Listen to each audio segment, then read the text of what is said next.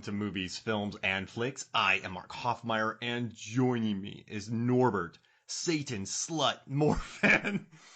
No one laughs at a master of quack fu, Hoffmeyer. All right, snot nose. Stop getting all snot nose on me.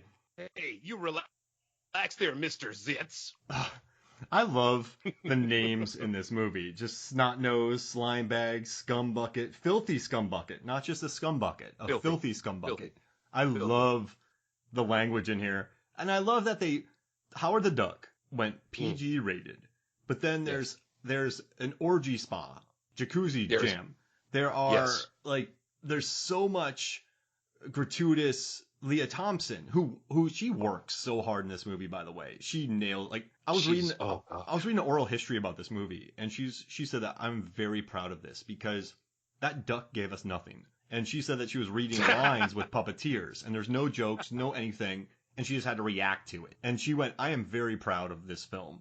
And when you watch it, she's flop sweating trying to pull off this role. And I admire so much that Tim Robbins, they just put everything they had into this movie. I mean, Jeffrey Jones worked overtime.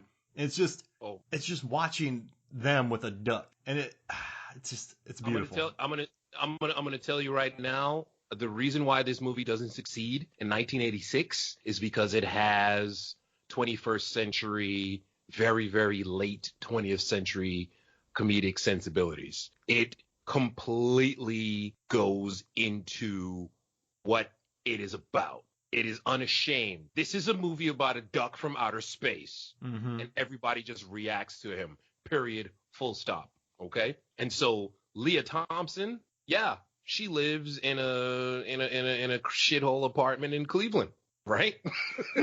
And she's in a struggling band with songs that are on the low, written by Thomas Dolby. The people who worked on this soundtrack, man. Oh my gosh. Yeah. Thomas Dolby wrote the bulk of the songs that the group Cherry Bomb performs. And Howard the Duck, ain't no way to conceal it. That is George Clinton, a.k.a. P-Funk. Yes. All right? Okay? So these people are fully invested in their roles. It's not a wink and a nod sarcastic kind of thing. It is basically an hour and 40-minute sitcom starring a duck. Wow, it's and everyone Elf. Takes it incredibly. It's basically Alf. Perfect. Thank you. Wow. It's basically Alf, but with a duck. And God bless the voice actors. I think there's about 8 to 10 people that put Howard together, and plus there's always somebody in that suit, man. Always. How do you breathe out of that thing? I have so many questions. So I have answers because I've read the oral history. And they just talked about how they had to sew him into the suit. And I don't know why they did this, but they ended up getting this kid, Jordan Prentice, who was 12 years old when he worked on it. And then they had Ed Gale, who also worked in The Duck. Right, Ed Gale. But I don't know why. Okay, they hired a 12-year-old kid, and then they had to sew him into a suit. And this poor child. So that's clearly child abuse, right? Yeah, that's clearly child abuse. And the suit that they had little engines inside of it, and he said that he had engines whirring inside of his face all day, and it would kind of burn a little bit. And this is a 12-year-old child inside of this suit. And Leah Thompson was talking about it. She's like, I was supposed to do this flirty scene with a 12-year-old, and I think she just said, get him out of this, put Ed in it. We're not doing this. And it's the principality. Absolutely, it's the principality. I don't understand just the decisions. So George Lucas even backtracked on this movie. He went, probably would have been better. So he wrote, the first day we shot the duck, its mouth opened so wide that all the flesh tore and you could see inside. It was like the Terminator. Oh, that's horrifying. And then he wrote, I just thought, oh man, this is going to be tough. Oh, that's what the director said. The director, Willard Huyck, said, Yuck. I think it's Yuck. He said, oh man, this is going to be tough. And then Gloria Katz, and this is why I love the message you sent me earlier. They went, we knew we were in trouble when we did a press tour, and the Forest Press went, who exactly is this movie for? Exactly. Who is this movie for? There is no answer. It's not a child's film because it's not. Howard has the little condom in his condom in his wallet. Not only does he have the little condom in his wallet, it's unwrapped. Oh gosh. Okay? So Howard is just pulling what is basically a used condom out of his wallet. And are you ready to go to town, doll? Nah, chill. And he comes home, he reads Play Duck.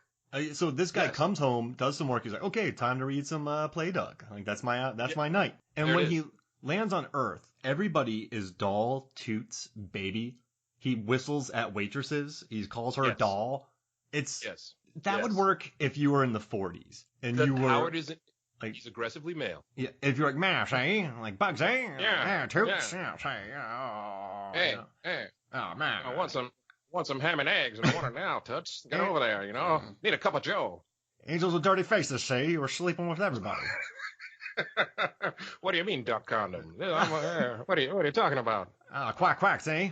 And then the horror of the play duck, yeah? Oh gosh. Is that these ducks not only have breasts, but they have nipples. He has acknowledged that he comes from an egg. So what the hell do ducks have nipples for? I am horrified by this scene, and yet a little bit aroused because it was like 86 and I was young.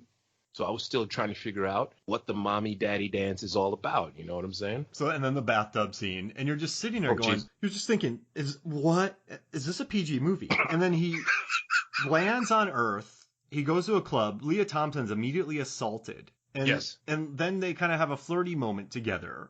Right. And then he goes and works. He gets a job. Yes. And he works at a brothel? A jacuzzi brothel?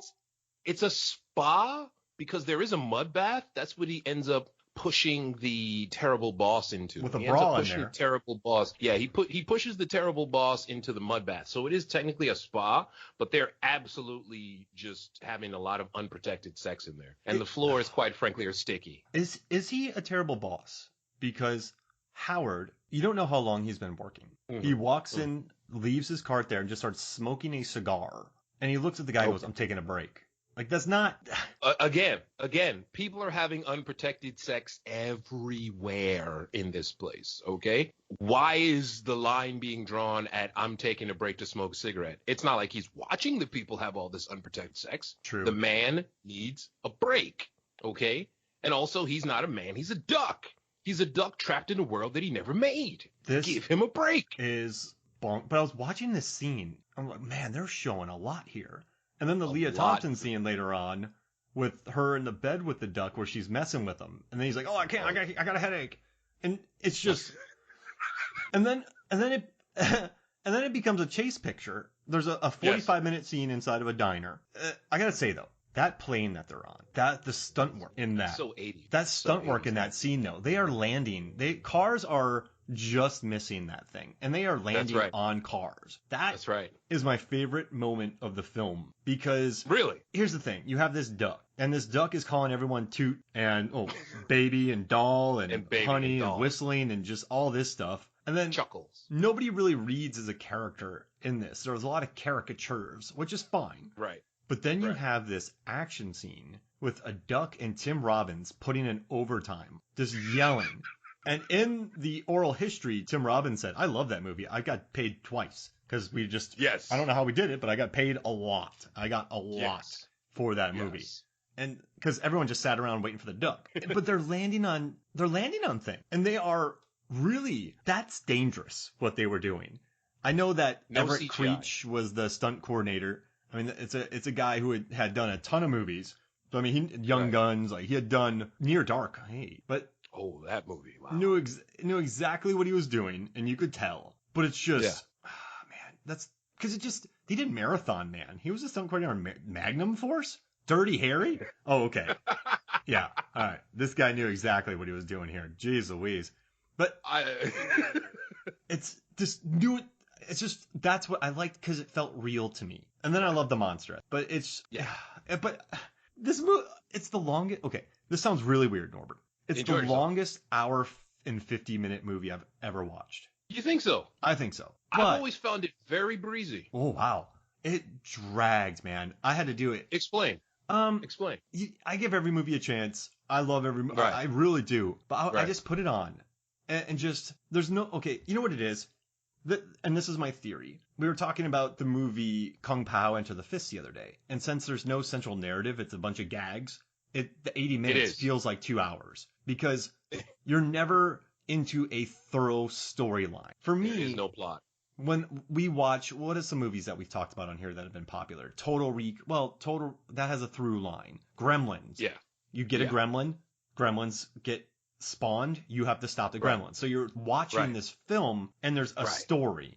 And you know what happened, you know the end. So you're in the front of your seat, you're engaged with it. What's next? What's next? This one, the beginning of the film is just a series of scenes. Like he goes to the bar, he does quack foo, he meets this manager, and then it becomes another movie entirely in the second half.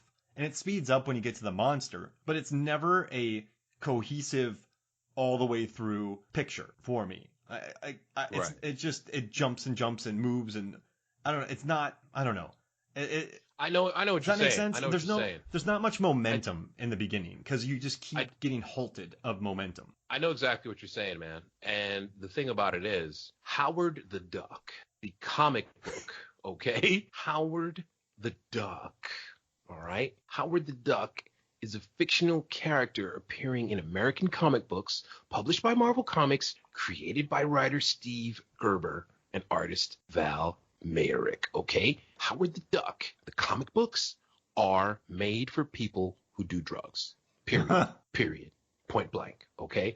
I have Marvel Unlimited, the subscription, and I have gone back and read a lot of Howard the Duck comic books, okay? And the Howard the Duck comic books that start in 1976, there is no real plot, okay? You look at the cover of Howard the Duck issue number 3, all right? And it says, martial arts mayhem, as you've never seen it before, when Howard becomes master of quack foo, all right? That's issue number 3, all right? And then later on, Howard is doing a parody of Star Wars, okay? And then also Howard the Duck is in the arena of no return where he becomes a pro wrestler, all right? And then there's issue number 9 when Howard the Duck is fighting a beaver over what appears to be Niagara Falls, all right? There is no story to Howard the Duck. Yeah.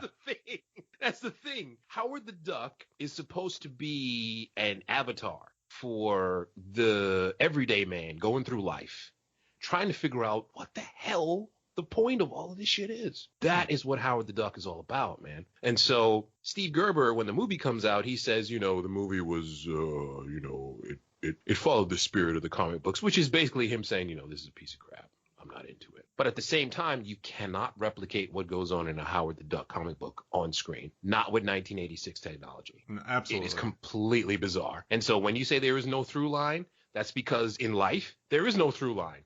You get born, you do things, and then you die. But in between, stuff happens. That is Howard the Duck. And when this movie used to come on WPIX Channel 11, I have to always bring that up because that's where I saw all of these movies. I would stop the remote control. I'm Norbert Moore. Here's the thing. I told you I love this movie. I do. And I love the monster at the end. And I love how awesome. I love that this movie, sometimes I think this sounds very reductive, but we watch a lot of films. And I think a lot of films just, okay, that was fine. And then you forget about it. You watch a picture, it does what it needs to do. Sometimes it does what it needs to do really well, but it doesn't have enough to make you just go, wow, I am watching this. You just watch and you're like, that was fun. That was cool. Like, I dug it. What's next? Howard the Duck. It feels exhilarating. It feels draining. It feels odd. It feels bloated. It's just, Tim Robbins' character isn't even a love interest in this character. He's just a scientist. No, he's not. No, he's not. He's comic relief. Yeah, and he's comic relief. And he works. But he's comic relief. He's not a scientist, dude. He's a lab assistant who's basically a janitor. He cleans up Chuck in the he cleans fossil up exhibits. Chuck in the museum. All right? And you do realize that he literally said, this is a temporary job until I finish school and get my own museum. Okay? That is his character's arc. He has the best line in the movie. He's like, I brought pizza so I could watch